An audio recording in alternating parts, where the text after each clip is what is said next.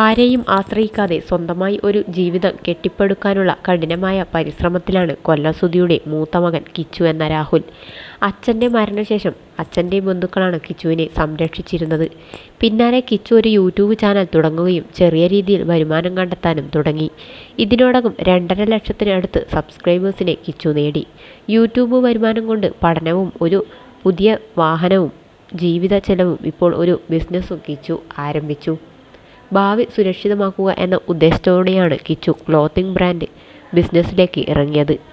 ലൂപ്സി by Kichu എന്നാണ് ബ്രാൻഡിൻ്റെ പേര്. പ്രീമിയം ക്വാളിറ്റിയുള്ള ടീഷർട്ടുകളാണ് പ്രധാന ആകർഷണം.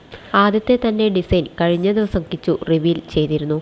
വല്യച്ഛനെയും വല്യമ്മയെയും അച്ചമ്മയെയും കസിൻസിനെയുമെല്ലാം തൻ്റെ ഡിസൈൻ കിച്ചു കാണിക്കുകയും അവരുടെ പ്രതികരണം വീഡിയോ ആക്കി യൂട്യൂബിൽ പങ്കിടുകയും ചെയ്തിരുന്നു. കിച്ചു സ്വന്തമായി ഡിസൈൻ ചെയ്ത് ഇറക്കിയ ടീഷർട്ടാണെന്ന് അറിഞ്ഞപ്പോൾ സുധിയുടെ അമ്മ സന്തോഷത്തോടെ കിച്ചുവിനെ കെട്ടിപ്പിടിച്ച് ഉമ്മകൾ കൊണ്ട് മൂടി. നിങ്ങൾ എല്ലാവരും കേട്ട് കാണും, ഞാൻ പുതിയൊരു ക്ലോത്തിംഗ് ബ്രാൻഡ് തുടങ്ങിയിരിക്കുന്നു.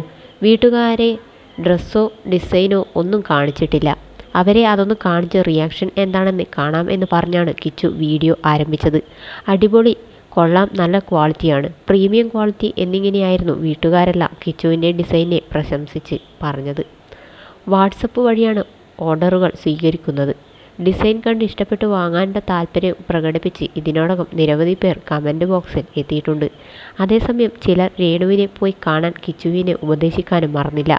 കിച്ചു മോനെ, അമ്മയുടെ അടുക്കൽ നിൽക്ക് മോനെ, അച്ഛനെ ഓർത്ത് പോകണം മോനെ.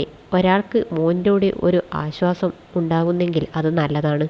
അമ്മയെ പോയി കാണണം മോനെ, അവർക്ക് അതൊരു സന്തോഷവും ആശ്വാസവുമാകും. നന്ദിയില്ലാത്ത മക്കൾ മാതാപിതാക്കളുടെ സ്നേഹവും ത്യാഗവും വിലമതിക്കാറില്ല. എങ്ങനെ പോയി കാണും? കിച്ചു രേണുവിനെ എന്തൊക്കെയാണ് പറഞ്ഞത്? നന്ദിയില്ലാത്ത ചെറുക്കൻ. കിച്ചു മോനെ, അമ്മയെ പോയി കാണണേ. മനുഷ്യൻ്റെ അവസ്ഥയാണ്, പറയാൻ പറ്റില്ല എപ്പോഴും എന്താണ് സംഭവിക്കുകയെന്ന് എന്നിങ്ങനെ നീളുന്നു കമൻറ്റുകൾ. എന്നാൽ രേണു ഫാൻസിന് മറുപടി നൽകിയത് കിച്ചു ആയിരുന്നില്ല, പ്രേക്ഷകരായിരുന്നു. രേണുവിന് അസുഖം വന്നെന്ന് കരുതി കിച്ചു അവരുടെ അവഗണന അനുഭവിക്കാൻ അവിടെ പോകണം എന്നില്ല.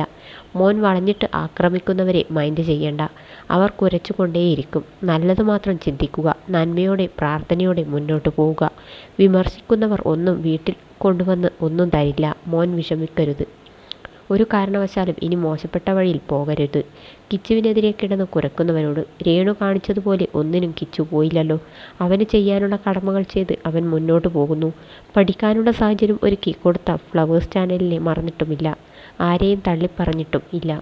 സ്വന്തമായി വരുമാനം വേണം എന്ന് തോന്നിയപ്പോൾ അവനെക്കൊണ്ട് പറ്റുന്ന രീതിയിൽ ഈയൊരു പ്രായത്തിൽ ഒരു ബിസിനസ് അവൻ സ്റ്റാർട്ട് ചെയ്ത് അത്രയുള്ളൂ. അവൻ അവൻ്റേതായ രീതിയിൽ മുന്നോട്ട് പോകട്ടെ. രേണുവിൻ്റെ പേരിൽ കുറ്റപ്പെടുത്തേണ്ടതില്ലെന്നാണ് കിച്ചുവിനെ പിന്തുണച്ചവർ കുറിച്ചത്.